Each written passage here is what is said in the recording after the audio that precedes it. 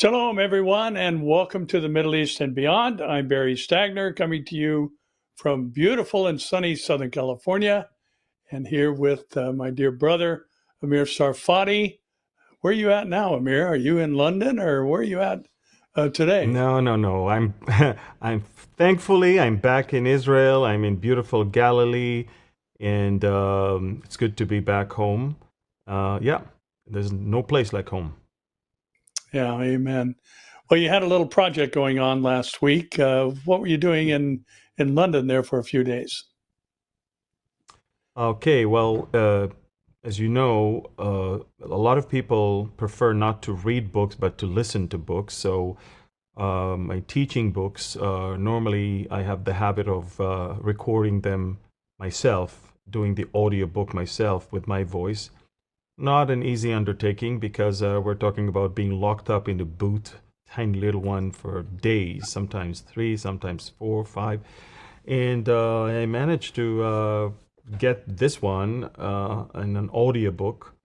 And I was very blessed. You know, I told you before we started this program that it's one thing to work on writing a book. It's another thing to read it out loud as if you teach it to others, and it's almost like you are teaching yourself again, and it's almost like you're teaching yourself new things that you haven't even seen before. So I was super blessed. It wasn't easy, but it was worth it. Well, welcome home, and let's get started today. We've got a lot of ground to cover. Excuse me, a lot of things happening around the world. Certainly, Israel, as always, takes center stage with world events as they relate to Bible prophecy. And there's no shortage of news coming out of Gaza, Amir. And there's several things that we need to cover, I think, with a lot of the misinformation that's being presented out there regarding starvation and malnutrition and all of the things that the Medianites are trying to pull off and miscommunicate to the world and give a picture Yeah. of what's happening in Gaza that's simply not true. Maybe you can bring us up to date Yeah. on all that's happening there on the Gaza Strip. Yeah. You know, the interesting thing, Pastor Barry, is that the Palestinians literally know that the world is stupid. How do I know that? It's because they obviously echo the fake starvation thing, but at the same time upload on TikTok unbelievable footage of restaurants and food. I mean, take a look at this from the last few hours and days.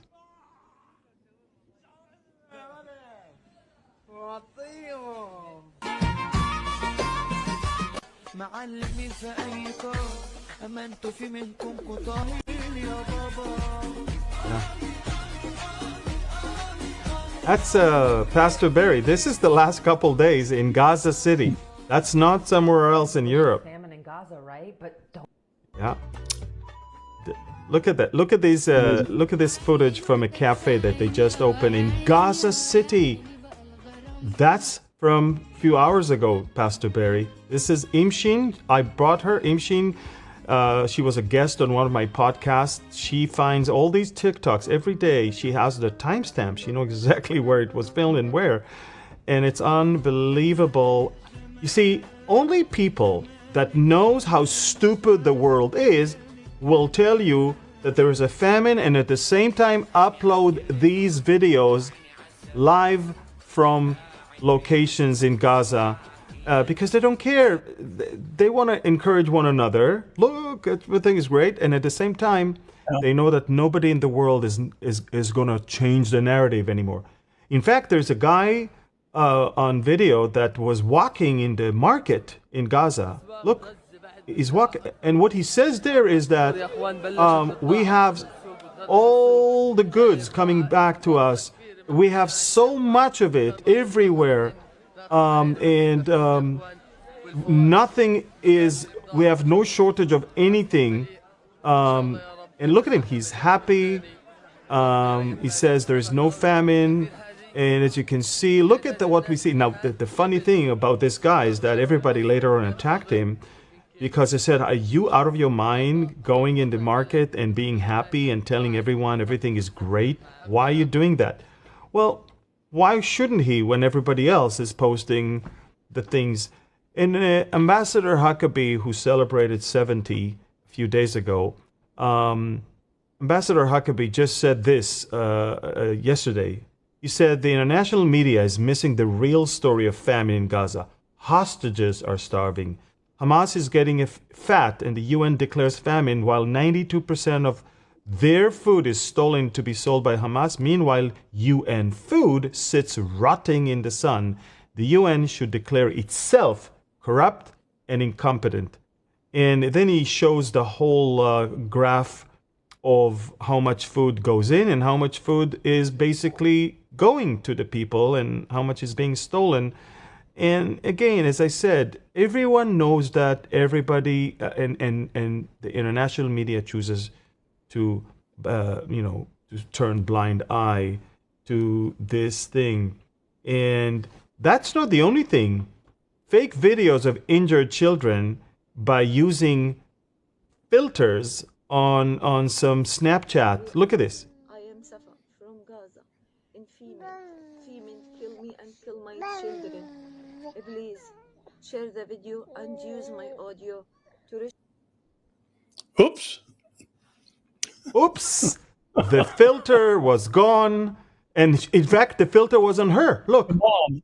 My voice. On her. And then boom, it got back. So, see, the thing is this. We don't really have to work hard to expose all of this. But the problem is nobody wants to see it. Nobody wants to believe it. The fake narrative is there, and it's all people want to hear because it fits what they want to believe. And it's very, very sad. Another thing that happened a few days ago, and I'm sure you know about the IDF bombing or firing tank shells on the Nasser hospital in Khan Yunis, and several people were killed there. But look, Nasser hospital is an outpost of Hamas. Look at this photo of Hamas terrorists right next to the place that was, look at the photo of the terrorists right there. That's the hospital. The top balcony up there is the one that we bombed. It's a military encampment. Now, let me show you what, and the reason why we shot there, not only that there were terrorists there, but there was a camera, a surveillance camera that was following IDF movements in order to get them to shoot at us better. Now, a lot of people think that this is just a very, very, I would call it, innocent hospital. What they don't know is that Hamas, a couple of weeks ago, attacked a bus of workers from the Gaza Humanitarian Fund, murdered many of them, but also some survivors, 12 of them, were injured and made it to that hospital, and they arrived at the gates of that hospital. They begged for help, and Hamas members who control the place locked the gates in their faces and watched them die agonizingly in the yard. So next time people tell you that Israel attacked a hospital, no, it's a military camp. And just so you know, they choose who to take care of and who not to. Yeah. And just so you know, they were using it for military purposes. And not everyone that has a vest that has press on it is a journalist. And it's important that we know that.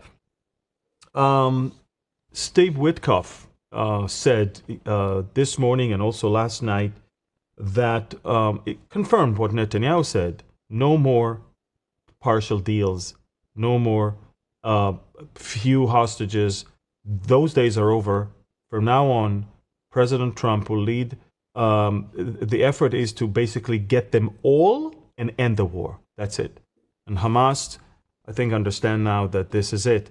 You know, I've been watching videos of some of the hostages that were freed in the last few days. We've been hearing them talking, and one of the hostages basically said that he was purposely, the released hostage, Tal Shoam, said on Israeli radio, Hamas terrorists said that they received orders from above to starve us. And in the room next to us, they had so much food, enough for months ahead, as they stole it from the humanitarian aid. He saw it with his very eyes. And they even told him that. And that's the one. These are the photos of his abductors. And that's him when he was released. And they didn't even hide it, that there was a policy to starve the hostages, but yet they have tons of food for themselves. Another hostage was Eli Sharabi, if you remember, who was super, super slim. And he found out on the day that he was released that his wife and daughters were actually murdered on October 7th. And what he said was amazing. He said to everyone, he said, Hamas was very surprised that this war lasted more than 2 months. They were sure that it will stop after 2 months, and they were sure that they will stay in power. And Hamas promised him and all the other hostages that they will do the October 7th in 2026 and in 2027 and in 2028 until, even if it takes a long time, until their grandchildren will liberate Palestine. But they will continue doing that. No remorse, no change of heart.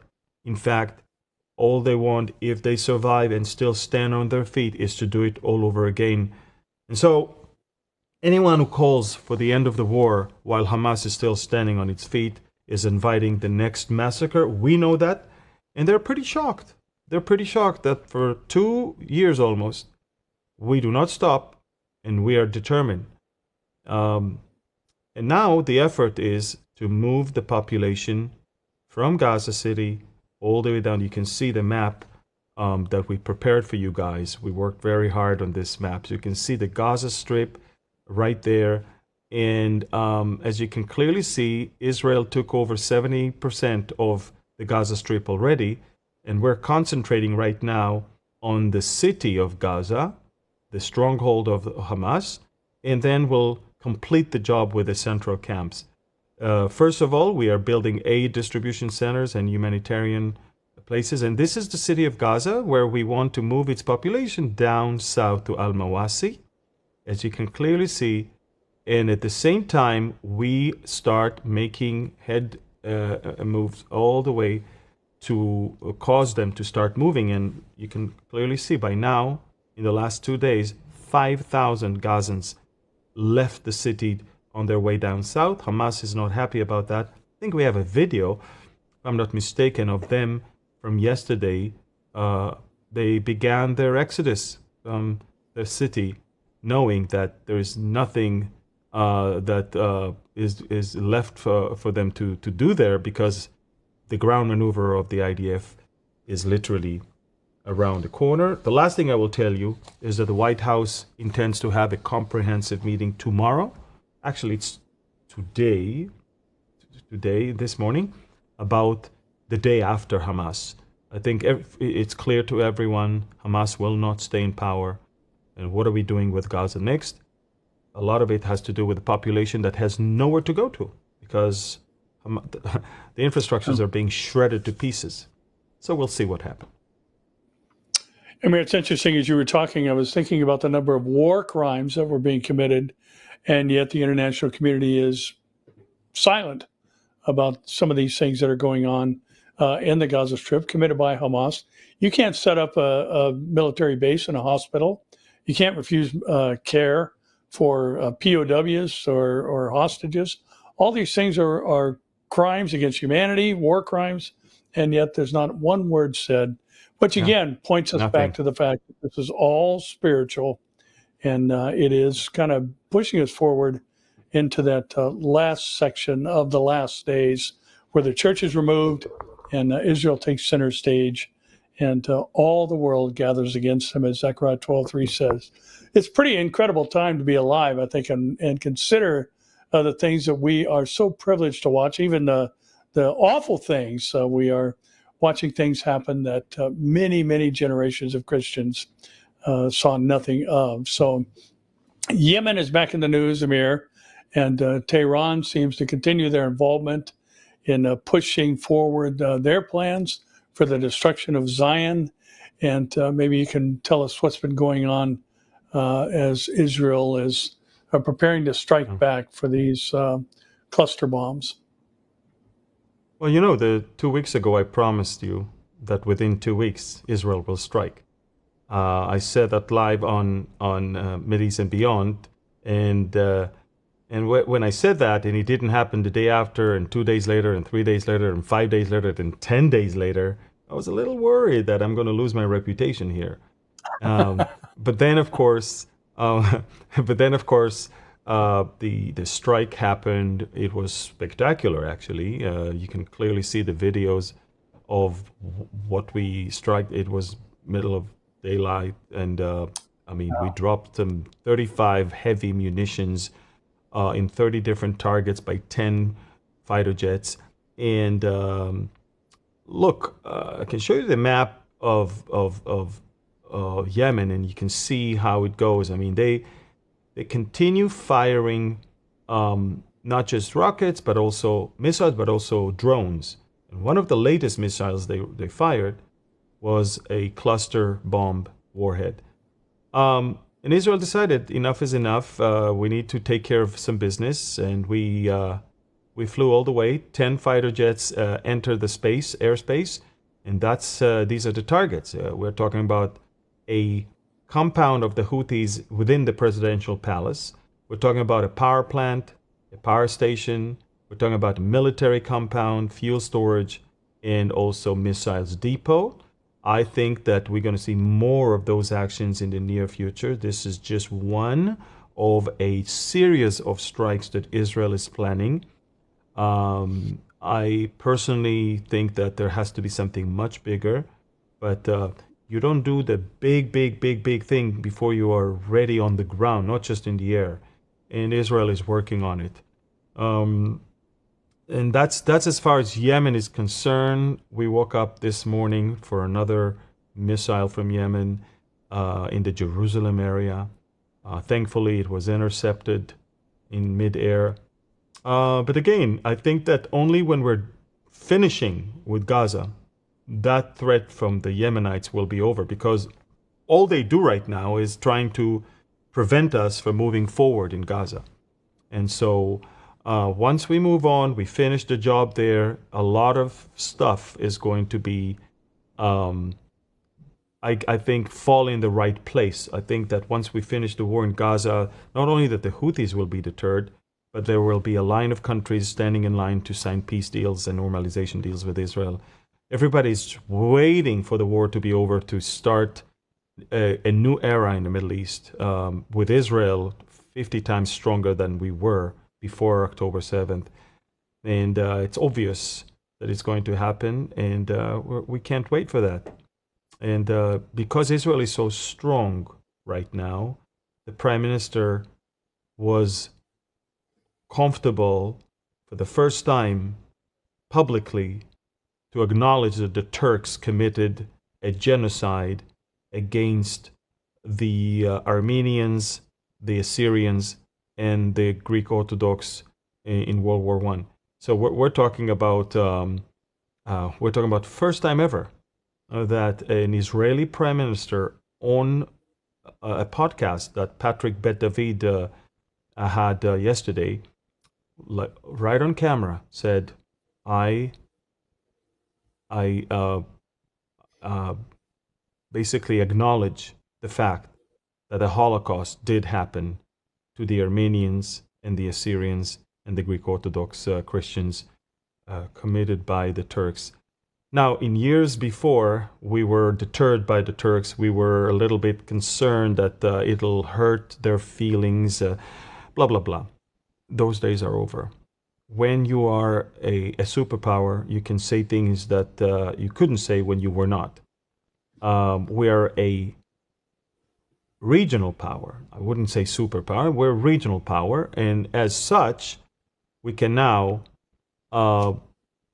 take down all those barriers of fear and embarrassment and acknowledge the things that we should have acknowledged a long time ago.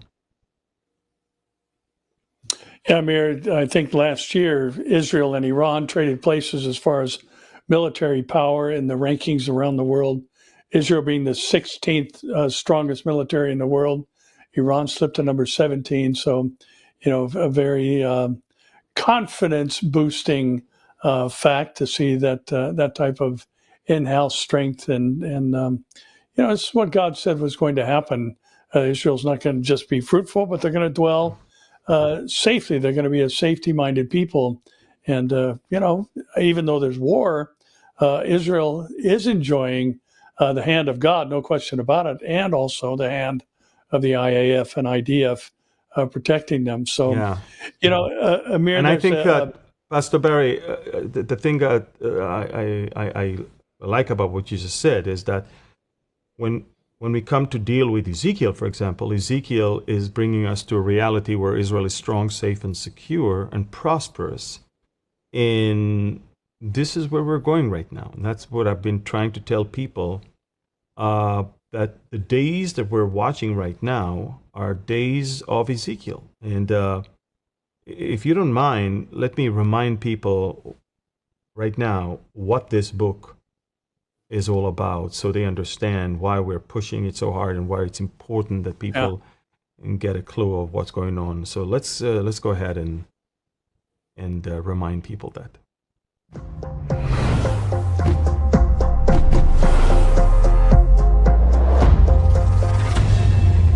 With Iran launching hundreds of missiles at Israel and Russia and Turkey growing more hostile towards the Jewish state day by day, the lines between today's news and the ancient prophecy of Ezekiel 38 are blurring before our eyes. But this is just the dress rehearsal.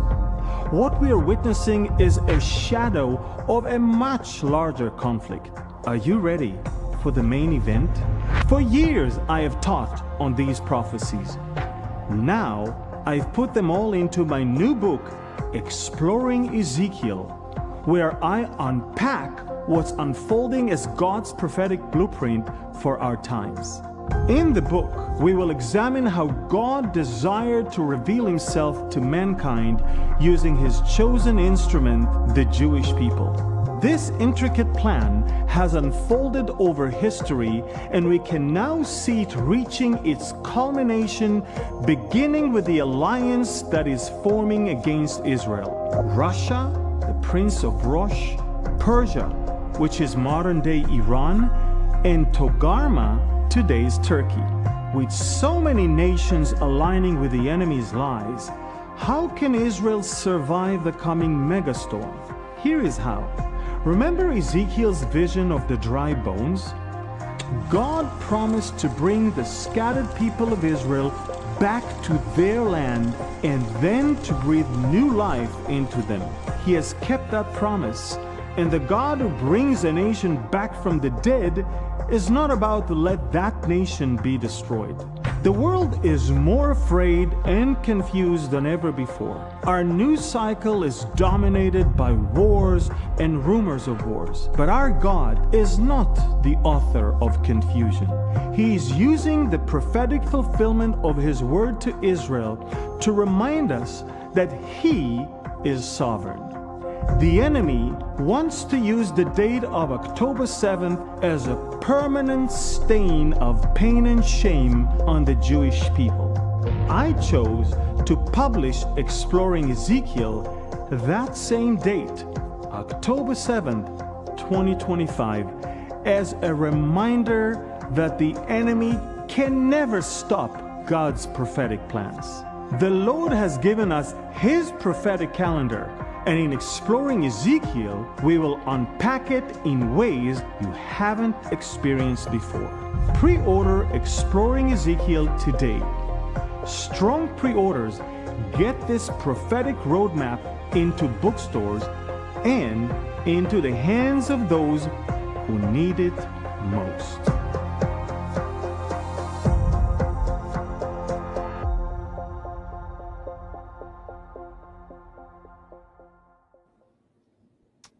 All right. Amir, it's pretty amazing the timing of the release of the book and watching these things unfold. That, again, much like I mentioned earlier, there have been millions of Christians over a couple thousand years who have not seen the amount of prophecies fulfilled that we are so privileged to see today. And the Ezekiel war, seemingly on the very near horizon, certainly would be among them. And Amir, you mentioned earlier that Hamas and many others recognize how foolish the world is. And, it's been said, that history proves a man learns nothing from history. And we've got a rather recent historical development dating back to the early 1900s when the Ottoman Empire was broken up. And there were portions of land that were assigned to different groups, including religious groups. And there was a country that was partitioned off to be home to Arab Christians. And it's just to your northern border. And it's called Lebanon. And yet we're watching the fact that nothing was learned from this by many European nations. And we're seeing things happen in countries around the world. London and the UK are experiencing what I think could only be called as weaponized immigration, to take over a country. And remembering Islam means submission. And their goal is to cause the world to submit to Sharia law and the authority of Islam. So, there are certain elements, and Lebanon having been, again, apportioned off to Arab Christians, and watching, just the simple math of the birth rate overtake a country and turn it from a once Christian, primarily Christian nation, now into sadly, a nation that's kind of been bullied by Hezbollah. Maybe you can walk us through the history there and tell us a little more about what's been going on in Lebanon. Well, ever since basically Khomeini landed in Iran in 1979, one of his mission was to export the Shiite revolution elsewhere, and he targeted, of course, weak spots in the Middle East.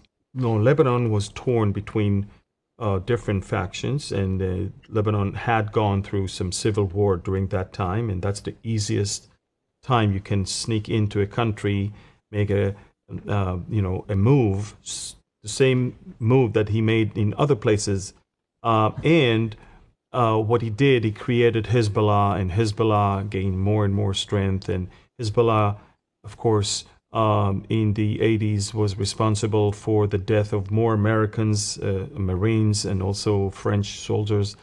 And of course, one of the main reasons that Hezbollah was there is to be part of the ring fire, or the ring of fire, around Israel to eventually bring about the destruction of Israel.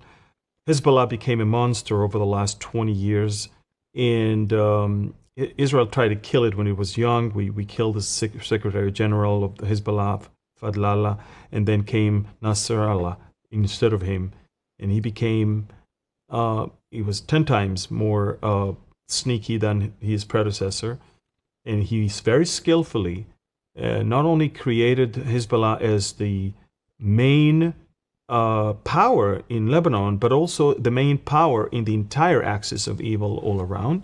Hezbollah exported its expertise and soldiers also to what's going on in Syria, what's going on in Yemen, what's going on in Iraq, and other places. So Hezbollah was more than just in Lebanon.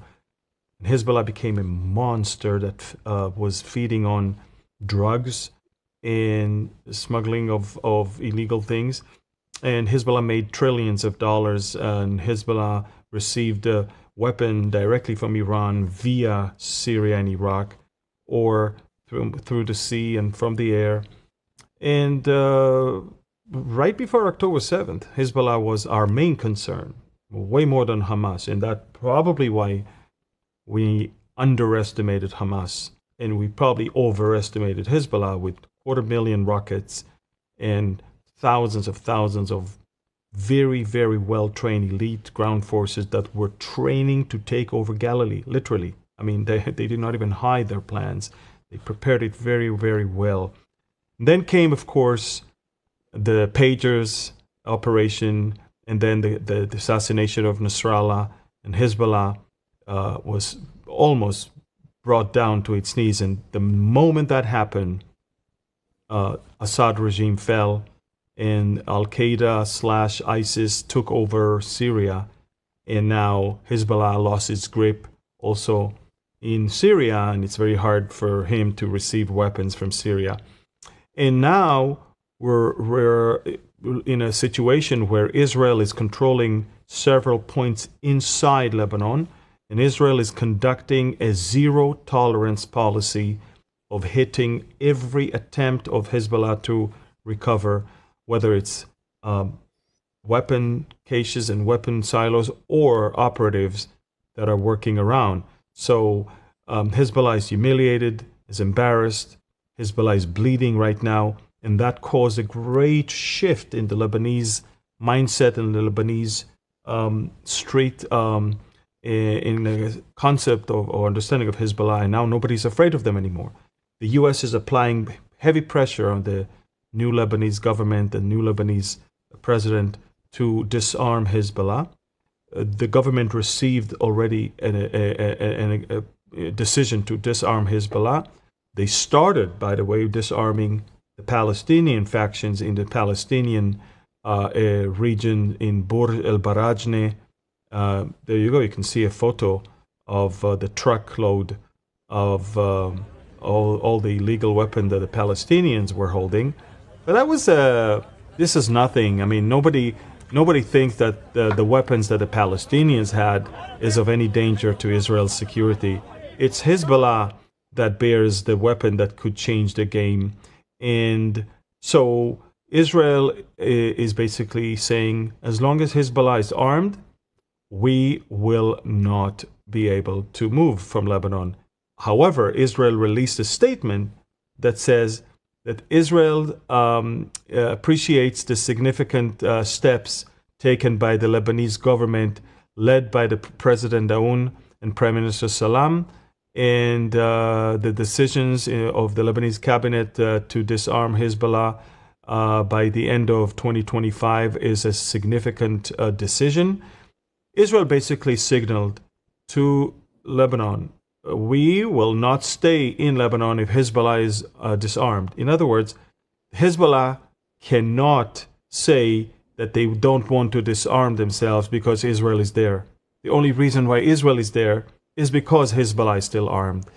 And in the last 48 hours, Hezbollah threatened that it will not adhere to the Lebanese plea to disarm. And may I even say, I don't think Hezbollah has any other choices left. Iran is trying to push Hezbollah to start another attack on Israel should Israel strike in Iran. My take is that both of them, I don't think they're in a position of really wanting to go against Israel, because all we want is for them to try so we can finish the job that we have begun, and probably I wish we finished it. Tom Barrack, Morgan Ortagus are the envoys of President Trump. They're there in Beirut right now. They were in Tel Aviv before. That's another delegation that came to visit that of U.S. Legislators. But also Lindsey Graham arrived, as you can see on this photo. And Lindsey Graham, Senator Graham, basically said, guys, and here he is right over there in this photo, Morgan Ortagus with the blue, and Tom Barrack is next to her. But basically what they said is, guys, don't even talk about Israel. As long as Hezbollah is armed, Hezbollah won't move. So Hezbollah is threatening, and the situation is very explosive right now. And it could go to either civil war in Lebanon against the Lebanese army, or an attempt to divert the fire towards Israel. And then they fire at us, so we can fire at them, and then the Lebanese people will feel like they are being attacked by Israel, and they will close ranks and stand behind Hezbollah and agree that Hezbollah should not be disarmed because Israel is the aggressor once again. That's the whole story, basically. And I think that it's important that we identify that thing. And Pastor Barry, I know that you have a whole item on how Palestinians destroyed Lebanon from being a prosperous Christian majority to nearly a failed state. So why don't you share that with us. It's interesting listening to what you just shared, Amir, how many times Islam was mentioned and Hezbollah, Hezbollah, Hezbollah. And you've got a country that was the wealthiest country in the Middle East. You've got a country that was the most educated in the Middle East less than 100 years ago. It was the center for filmmaking and publishing in the Middle East, and it was the only majority Christian country in the Middle East. And yet here we are talking about the influence of the influx of Palestinians and thus the rise of Hezbollah. And again, Amir, I was thinking about this earlier as you were sharing. There's a lot of countries where there's a regime and then there's the people. The populace of a country like Iran are not, in line with what the Ayatollah is trying to push and to destroy Israel. The Persian people are good, wonderful people. I know many of them. And, a lot of them fled the country back in '79 with the takeover and the ouster of the Shah. And yet here you've got a group of people in the Palestinians that are in line with Hamas, most of them, and want to see the destruction of Israel. And they want to see, not a two-state solution, but a single state called Palestine, where they indeed are completely in control. And, basically, as you mentioned, you've got a state within a state happening in Lebanon, where you've got Hezbollah and the military might. You've got the National Army. So as you mentioned a moment ago, the potential for civil war is very real. And I think the sad part about this is that places like the UK and Germany and others, they're having such radical and extreme problems with this immigration plan that they have opened their arms to is backfiring on them. And so all you have to do is look at Lebanon and see what happens, when you invite this into your country. And, it's a sad day we live in, Amir, to see these things happen. And especially with just the downright complacency of so many countries. And I'm sure you've seen some of the videos of late. There's some folks in Germany that are pretty much done with some of the things that these migrants have done and what they're immigrating into their country to do and bring about. And so, we are living in a world that's headed for what the four horsemen of the apocalypse are going to bring, and that is people butchering one another. And, what that second horseman brings to the world when the peace is removed that the Antichrist brings in chapter 6, verse 2. And people are individually going to be killing one another. And we are moving toward that, I think, at breakneck speed. Well, I do want to remind everyone the importance of subscribing and sharing and liking and commenting on these, because it just raises the visibility of this program and others like it. So please, I encourage you. And, I often mention this on a program I do.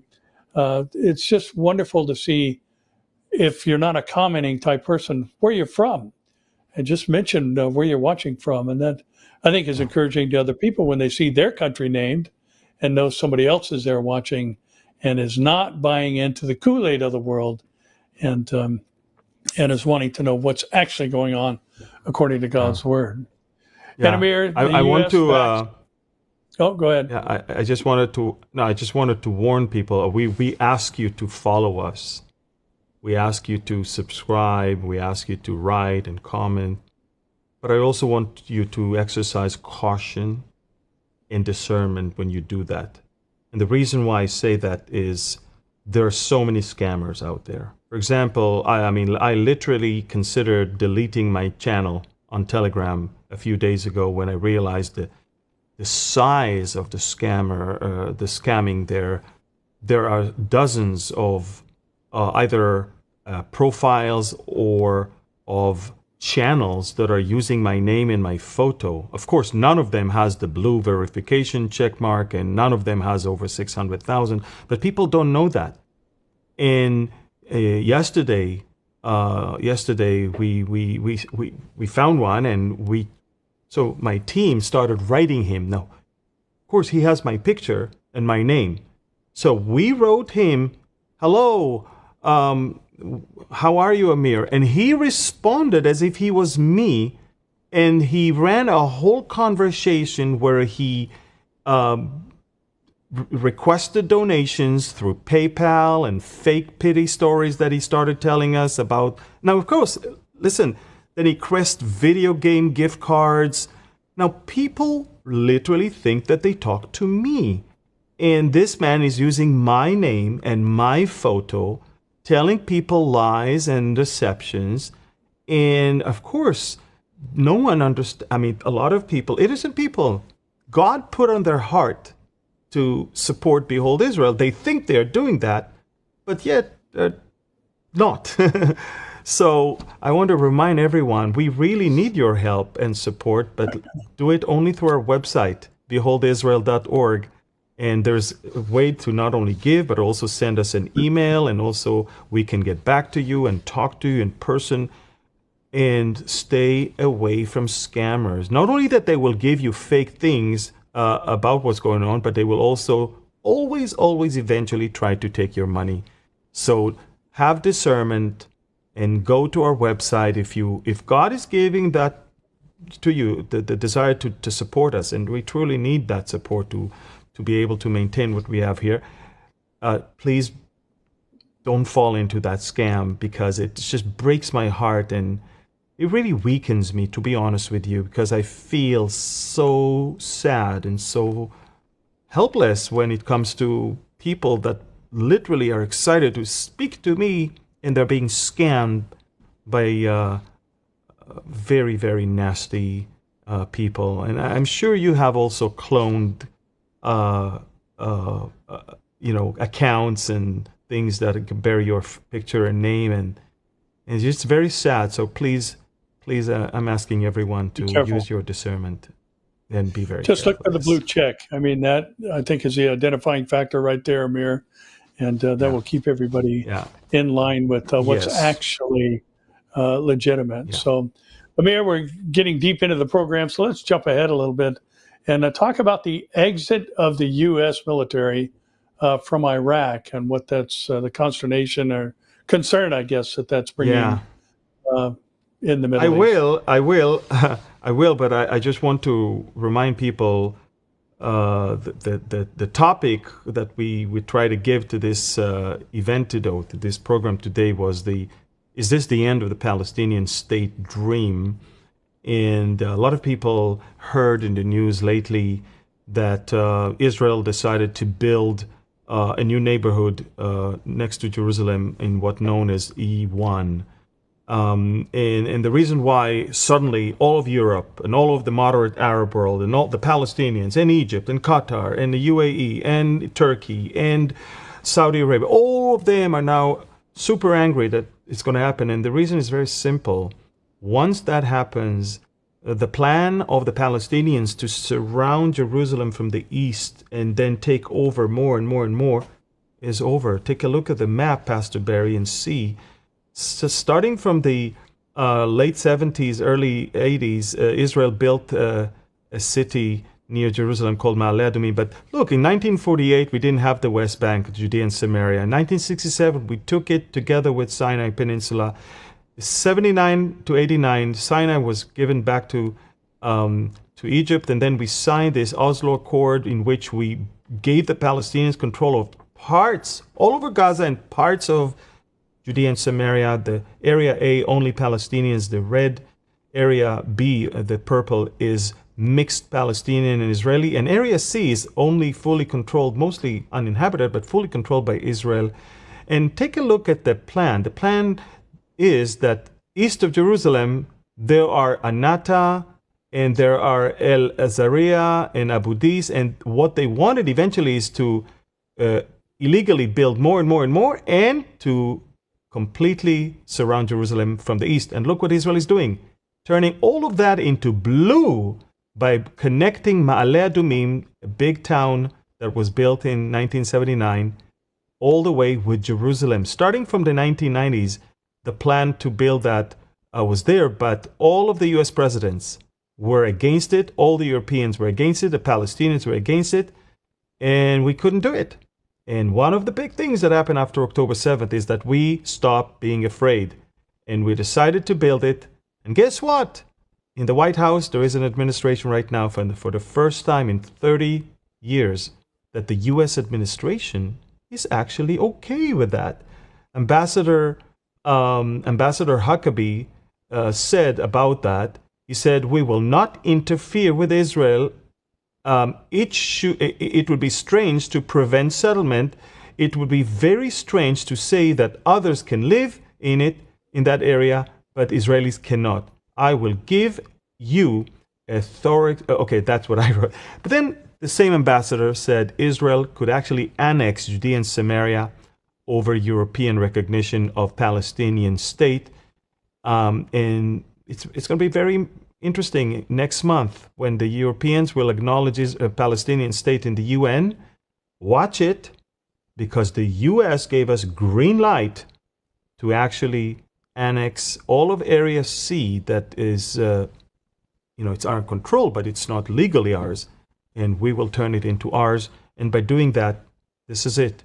So E1 will have Israeli houses, Jewish houses, and the rest of Area C will be annexed as of September, once the stupid Europeans will recognize Narnia as a Palestinian state. And of course, as always, the biggest enemies of the Palestinians are the Palestinians and their decisions, their stupid decisions that are leading us to more and more victories and more land that, by the way, is our ancestral homeland to which God told us to return. So it's important that everybody know that. Absolutely. And I think, Amir, I always encourage people to back up before Ezekiel 37 and get into Ezekiel 36, 20 to 22. God says, hey, I'm not bringing you back for your sake. I'm bringing you back for my name's sake, because every day the Jews were outside of their national homeland, my name was being profaned. So, that's why I think, some of these replacement theology teachings are so dangerous and unbiblical. And that God brought them back brought you guys back for his name's sake and for his glory. Amen. And as we mentioned a moment ago, the U.S. is pulling out of Iraq, and who knows what kind of disarray it's going to bring. Yeah, there's a silent exit of U.S. forces from Iraq. It's probably relocation. The Shiites are already happy. We did it. It's because of our resistance and all of that. But the biggest fear in Iraq right now is that now that U.S. forces are not there, that Israel will finally deal with the pro-Iranian militias that have been attacking us during this war. And a lot of people don't know, Iran and Iraq were big rivals. There was a big war between them, and they didn't like each other, although Iraq is also having a majority of Shiites. But then, ever since 2014, ISIS rapidly seized Iraqi territory, and one of the Iraqi leaders, Ali al-Sistani, is a Grand Ayatollah, Ali Sistani. What he did, he basically issued a fatwa urging citizens to defend the nation. That, over time, provided Iran a significant way to support many of this what they call popular mobilization forces, or in Arabic, al-Hashd al-Shabi. And they became Iran-backed forces. And you see there's a big struggle right now in Iraq between the militant that are supported by Iran. They want to push the N to bring Iran, and the Shiite Iraqis that want Iraq to stay Iraq, and they push the Q towards them. So the N pushed by, pulled by the militias, and the people of Iraq wants to bring the Q back, so Iraq will stay Iraq and not turn to another Iran. And that's their struggle. And, I don't think Israel will have any hesitation to attack if we feel like we need to do that. Because, these Hashd al-Shabi militias, they have tons of missiles. They were armed to their teeth by the Iranians.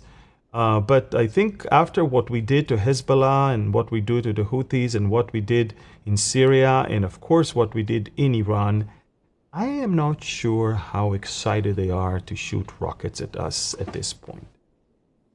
Yeah. Yeah, Amir, speaking of, you mentioned the lunacy of so many countries around the world. And, I think the United States certainly participates in that lunacy in some ways. And that is allowing Chinese companies to buy up land in our country. We've heard much about some of the farmland that's being sold or purchased by many here in our country. China is buying land in New Hampshire, and investors are purchasing land and drawing attention from some politicians' concerns about a Trojan horse type of takeover. And, they've been speaking to the media about this. And, the efforts of China and to expand their influence in the world is quite clear. We see this in the South China Sea. But, I keep thinking whenever I run across an article about this type of thing, you've got countries like to the south of us in Mexico. If you're not a citizen there, you can't buy land there. You can lease it for 100 years. But here, I think we've got states and the country as a whole in such financial dire straits. I mean, so heavily indebted that, making foolish decisions, I think, has become part of the norm. And, you've got a Congress, someone running actually for Congress named Lily Tang Williams, who fled communist China in '88, said she believes that these sales are part of Beijing's plan to expand soft power, for they don't want to get into, a total military engagement, but they do want to expand their international influence and get the world on their side. And boy, are we making, I believe, as a country, some foolish mistakes regarding this. Thinking back over the Biden administration, watching a spy balloon fly from one end of the country to the other and just let it go and not react to it or recognize, the foolishness of some of these decisions. And I think this would fly under that banner, to be sure. Yeah. Yeah. And I also heard of some mysterious interstellar object that defies NASA's expectations as visitor nears Earth. What's that Amir, story all about? Yeah, this is fascinating because one, Luke 21 tells us that there will be signs in the heavens, signs in the sun, moon, and stars, and they will be so frightening that men's hearts will fail them because of the fear. In other words, people are going to have heart attacks because of the things that are coming upon the world. And this last pair of stories, I don't think are necessarily a fulfillment of that, but they do remind us that during the tribulation period, there are going to be unprecedented events that happen either in scale or even like these, just as an anomaly or being unique. And the closest and fastest, brightest fast radio burst ever detected by astronomers just happened. And the article explains a fast radio burst is an immense flash of radio emissions that lasts for only a few milliseconds, during which it can momentarily outshine every other radio source in the galaxy. And these flares can be so bright that their light can be seen halfway across the universe, several billion light years away. So, this is the brightest that has ever been recorded. And of course, scientists have been watching this for some time. And, the sources of these brief and dazzling signals are really unknown, but scientists have a chance to study these when you have this. And the article actually uses unprecedented detail from this fast radio burst. And scientists at MIT and others have detected a near and ultra bright fast radio burst 130 million light years in the constellation Ursa Major. Now, remember, a light year is a measurement of distance. It's not time. And, 130, the distance a light can travel in 130 million years at 183,000 miles per second and change.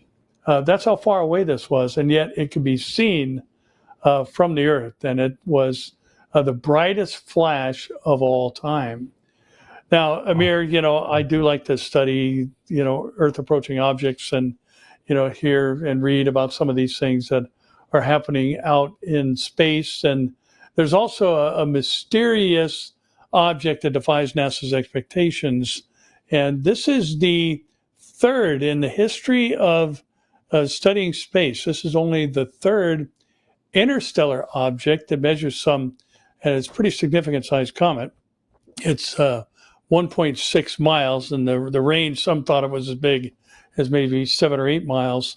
But it's only the third in the history of studying space that there's ever come an object from outside our solar system inside our solar system.